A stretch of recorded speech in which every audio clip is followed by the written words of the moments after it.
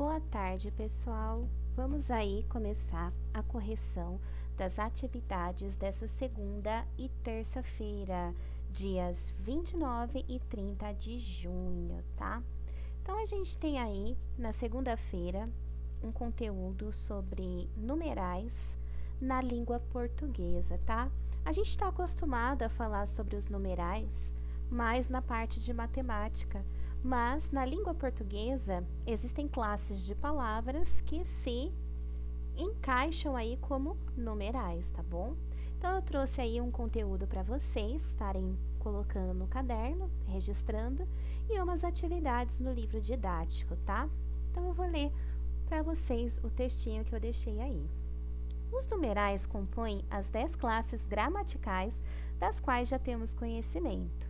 Semelhantemente aos substantivos e adjetivos, eles se perfazem de características que lhes são próprias, como é o caso da flexão de gênero e número. Então, a gente aprendeu aí diversas classes gramaticais. A gente aprendeu sobre os substantivos, sobre os verbos, sobre os adjetivos, as locuções adjetivas, sobre os artigos, tá?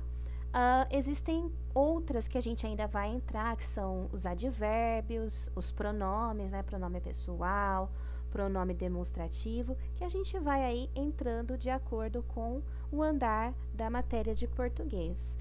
Agora, a gente vai falar um pouquinho dos numerais. Eles também se flexionam de acordo com o gênero. O que é o gênero? Feminino ou masculino?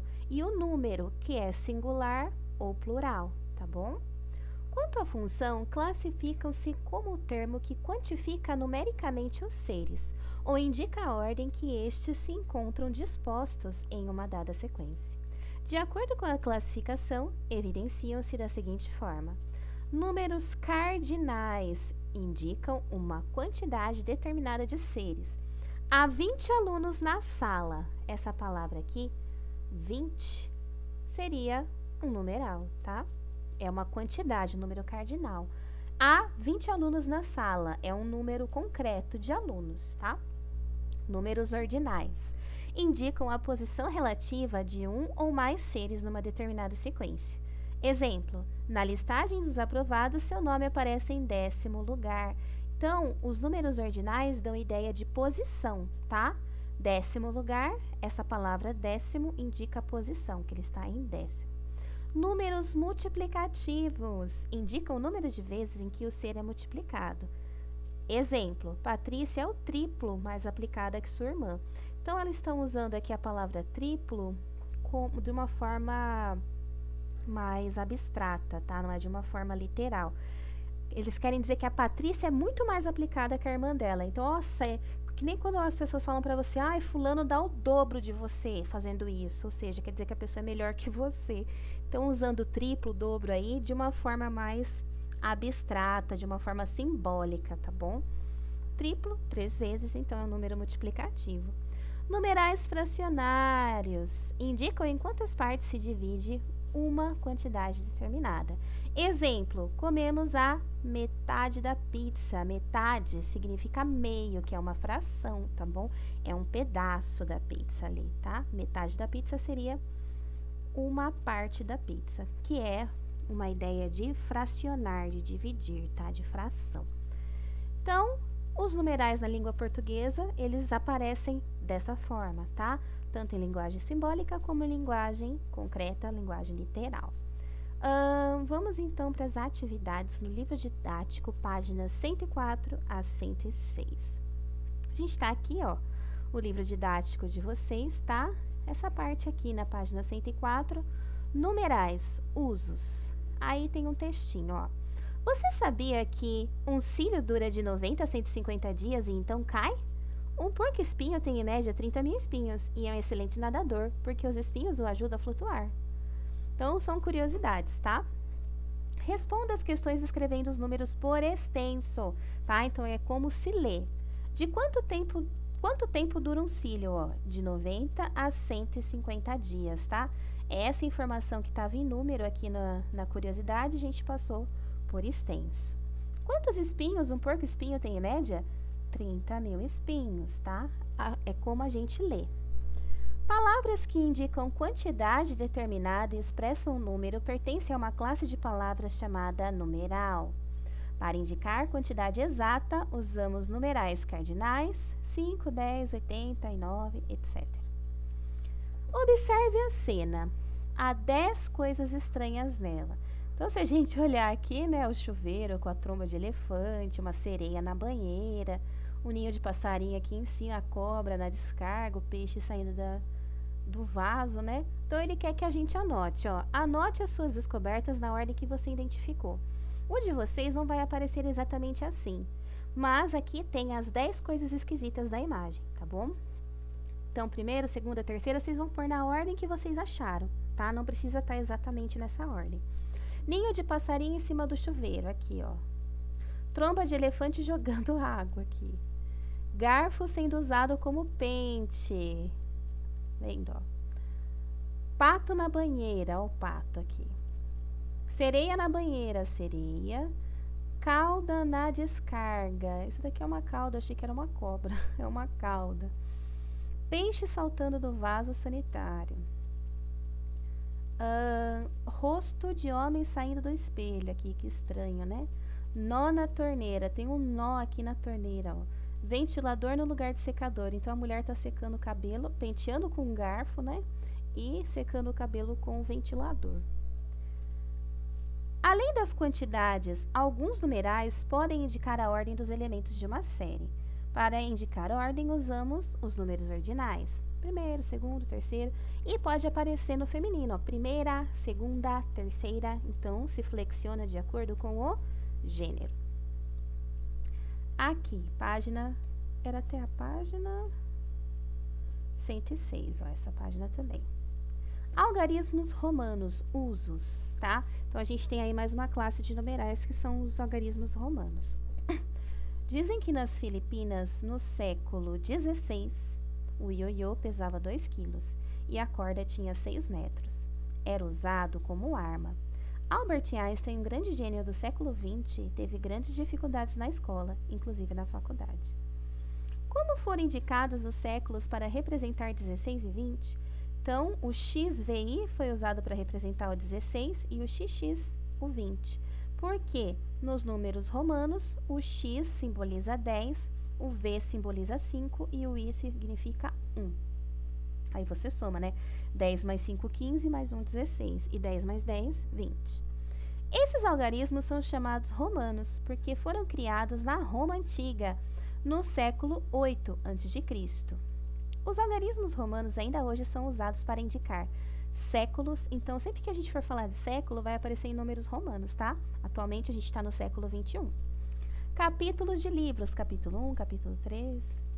Veja a seguir os quadros com os algarismos romanos até o 20. Então ele mostra pra gente aqui a sequência até o 20, ó. Estamos no século 21. Escreva esse número com algarismos romanos. Então eu uso o X e o 1, né? O XX, que é o 20, mais o I, que é o 1, século 21, tá? Então, essas foram as atividades de português no livro didático. Depois disso, eu tinha algumas atividades no EMAI que levavam em conta as multiplicações. Então, vamos lá para o EMAI, página 40 e 41. Aqui na página 40, a gente tem uma atividade que considerava que aquela matéria que a gente viu sobre cálculo de área, tá? Como a gente calcula observando apenas a base e a altura, ou seja, dois lados aí da figura, a gente consegue calcular o quanto cabe dentro dela, tá bom? Aqui no caso, sobre os sabonetes, eles dão pra gente as laterais da caixa pra gente saber quantos sabonetes vão caber dentro dele, tá? É só multiplicar a base vezes a altura. Sempre que pedir quanto cabe dentro, para você contar quantos cabe, a gente pode utilizar essa fórmula de base vezes altura, tá? Então, na letra A, eu tenho 4 sabonetes na altura e 5 sabonetes na base. 4 vezes 5, cabem 20 sabonetes aqui na caixa A. Na caixa B, eu tenho aí 6 sabonetes na altura e 3 na base. Então, cabe nessa caixa B 18 sabonetes. 6 vezes 3, 18. Na letra C, eu tenho aí 6 sabonetes na base e 5 na altura. 1, 2, 3, 4, 5 e 6 na base. 6 vezes 5, 30. Então, na caixa C cabem 30 sabonetes. Na letra D, eu tenho 6 sabonetes na base e 4 na altura. Então, cabe 6 vezes 4, 24 sabonetes. Na letra E, eu tenho 4 sabonetes na base e 4 na altura. 4 vezes 4, 16. Então, cabe dentro da caixa E 16 sabonetes. E na letra F, eu tenho 5 na altura e 5 na base, tá? Aqui é igual aqui, então, base vezes altura, 5 vezes 5, 25 sabonetes. Aí, pergunta como você fez para obter os resultados. Eu coloquei aqui, né? Cálculo de área, multiplicando base pela altura. Então, você multiplica um lado pelo outro e você acaba encontrando aí a quantidade total que cabe dentro da caixa. Na página 41, eu tenho um probleminha aí, tá? Na verdade, são 3 probleminhas diferentes que a gente está resolvendo, tá? Porque aqui embaixo, esses 3 probleminhas são sobre a mesma situação. A letra A, essa dona Renata aí, né? Vai fazer uma festa de aniversário para sua filha Silvana, que vai fazer 10 anos. Então, ela comprou 12 pacotes de suco com 6 latinhas em cada um. Quantas latinhas de suco foram compradas? É só eu multiplicar os 12 pacotes de suco pelas 6 latinhas. Aí, eu fiz aqui, ó, 12 vezes 6, 72. Então, a resposta do probleminha foram compradas 72 latinhas de suco, tá? Sempre põe a resposta do probleminha. Letra B. Renata encomendou salgados para a festa. Sabendo que 100 salgados custam R$ 34,00, quanto ela pagará por 100 salgados? Por 300 salgados. Eu coloquei aqui que 300 é igual a 300, tá? Se 1 cento é igual a R$ 34,00, então 300, que seria 300 salgados, é só multiplicar 34 por 3, que dá 102. Então, a resposta é: ela pagará R$102, tá? Pelos 300 salgados. Então, são 300, 100 mais 100 mais 100, né? 34 mais 34 mais 34. Daí, R$102. Letra C. Para fazer docinhos, ela comprou 8 latas de leite condensado e gastou R$40. Qual o preço de cada lata? Então, se as 8 latas juntas custaram R$40, para eu saber quanto cada uma custou, eu tenho que dividir esses 40 por 8, tá? 40 dividido por 8 dá 5, tá? Não sobra nada, então dá exatamente R$5 cada latinha. Cada lata custou R$5, tá? Dividir 40 por 8 deu 5. Letra D. Quantos docinhos caberão em cada bandeja? Se a gente observar a bandejinha aqui, ó, a gente tem na altura, aqui, tá? Você tem que contar quantos docinhos tem na altura e quantos docinhos tem na base e multiplicar para você encontrar o resultado. Então, na base eu tenho 1, 2, 3, 4 docinhos. E na altura, 1, 2, 3, 4, 5, 6, 7, 8, tá? Esse docinho, ele é contado 2 vezes, uma para base e uma para altura, tá? Realmente, ele entra nas 2 contagens. Então, 8 vezes 4, 32, tá? Resposta. Ou você poderia contar 1 por 1, mas é mais fácil você multiplicar a base vezes a altura, que é nosso cálculo de área, tá?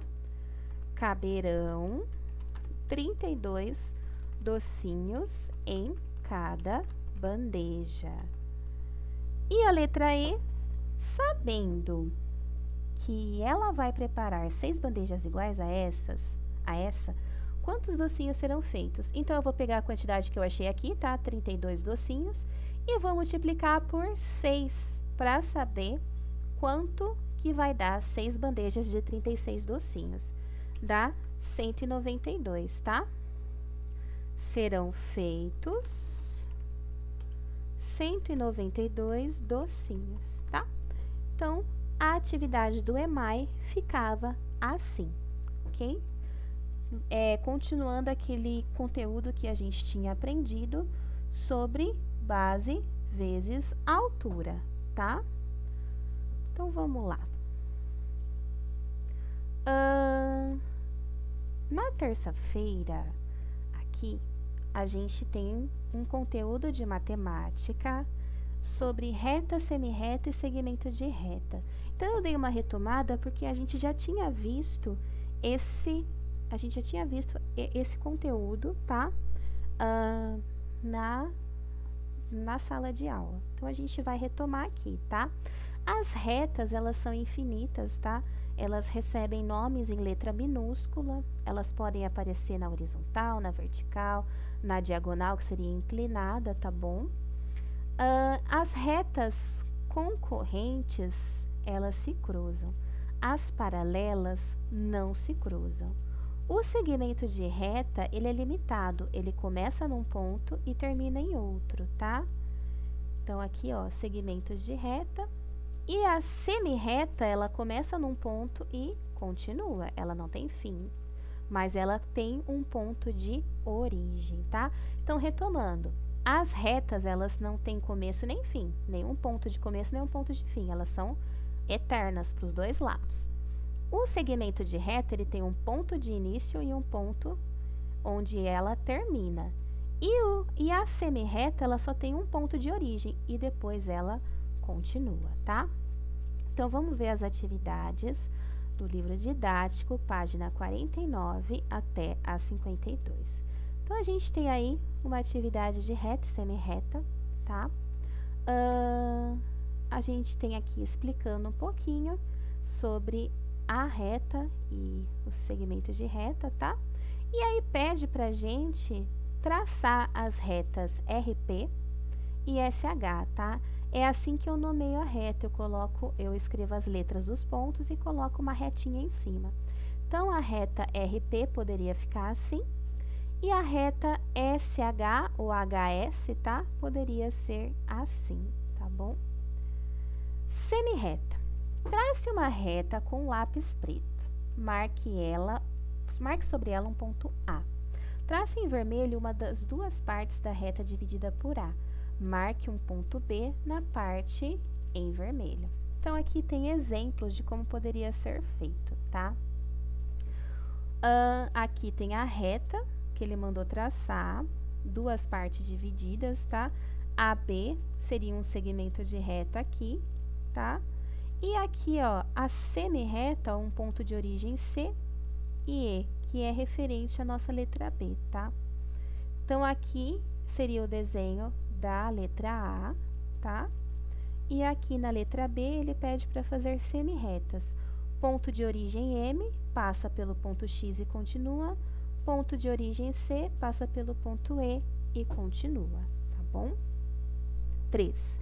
Em cada figura, escreva se é uma reta, uma semirreta ou um segmento de reta, como ela é representada. Então, aqui na letra A, a gente vê que continua para cá e continua para cá. Então, se ela continua dos dois lados, é uma reta. E o nome que ela recebe é EF ou FE. E tem setinha dos dois lados. Na letra B, a gente tem um ponto de origem, que é o H, e continua atravessando o ponto M. Então, é uma semirreta. Eu coloco uma setinha para um lado só. E a letra C é um segmento de reta, porque tem um ponto de origem e um ponto final. Então, é um segmento de reta PQ ou QP, e eu só ponho um risco em cima sem seta. 4. Marque os pontos, trace as figuras indicadas e escreva se é uma reta, uma semirreta ou um segmento de reta. Então, AB, eu estou vendo aqui uma setinha para um lado só. Vou até aproximar mais, ó, para ver melhor. A gente está vendo uma setinha para um lado só. Então, isso já mostra para mim que é uma semirreta. Eu tenho que começar no ponto A, passar pelo ponto B e continuar. Aqui tem setinha dos dois lados, então é uma reta inteira, tá? É uma reta que continua dos dois lados e passa por esses dois pontos. E aqui eu tenho um ponto de origem e um ponto final. Então, eu não tenho setinha continuando, né? É só um risco. É um segmento de reta. Trace uma semirreta de origem em um ponto M e que passe por um ponto P. Depois responda. Então, tá aqui, ó. Partiu do ponto M e passou pelo ponto P. Como é representada essa semirreta? MP com um tracinho com uma setinha em cima. MP e PM representam a mesma semirreta?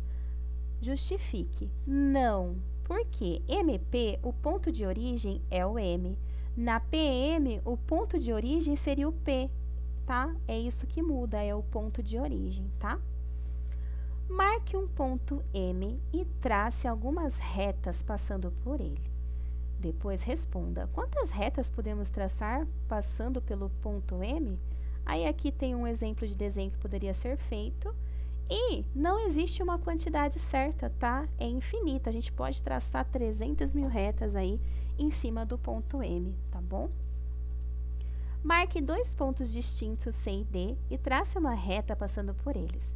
Depois responda, existem quantas retas passando ao mesmo tempo por C e D? Então, a gente colocou dois pontos e passou uma reta.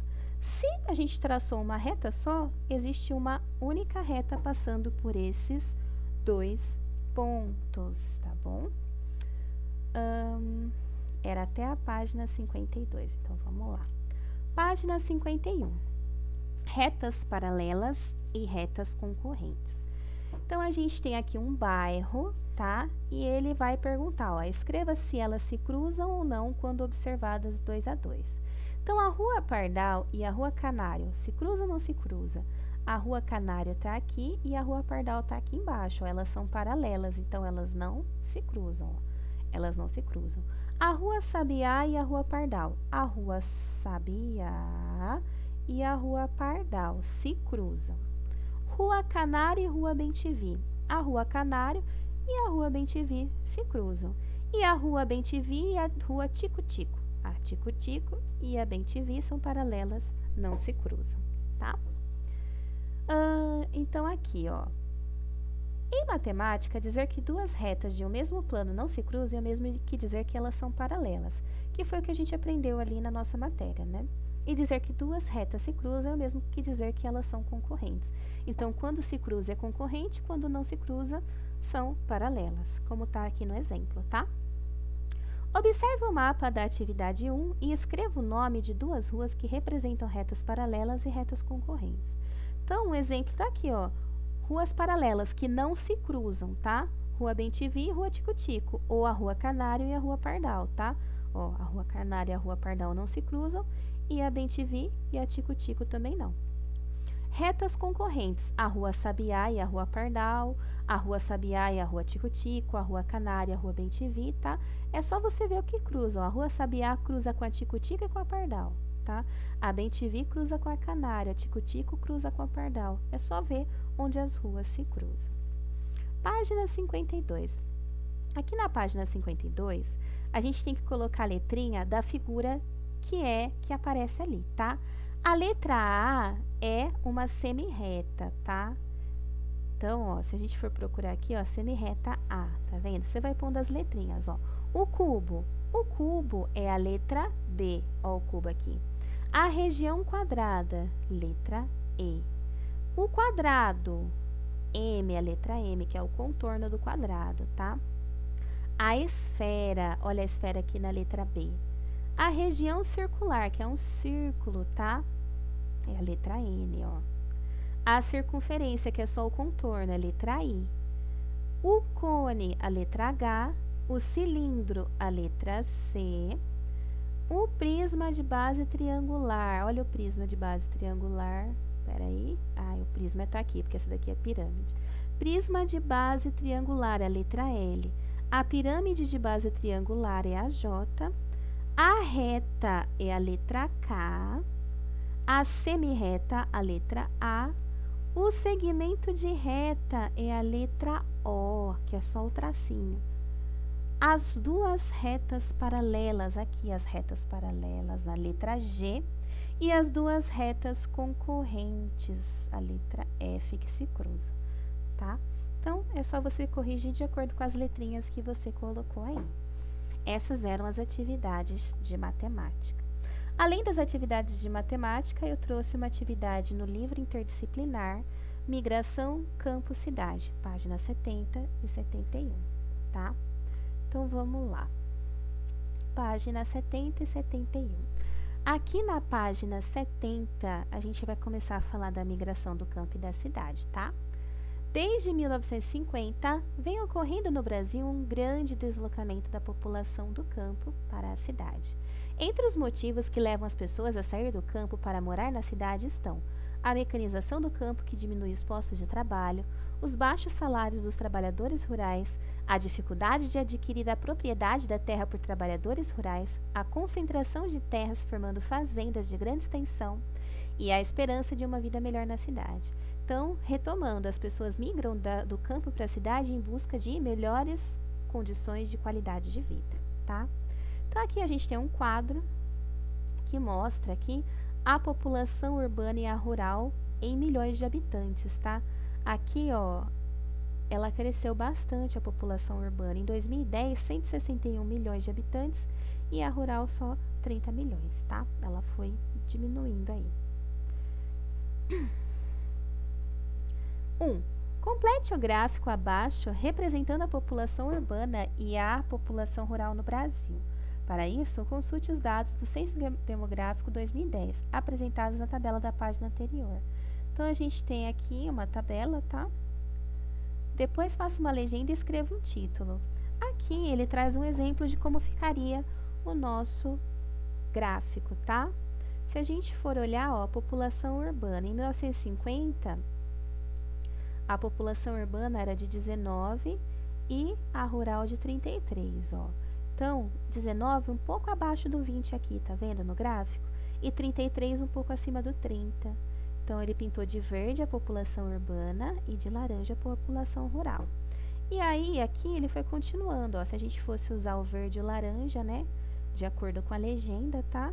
A gente percebe aí no gráfico quanto aumentou a população urbana em 2010 em comparação com a população rural, que diminuiu, tá?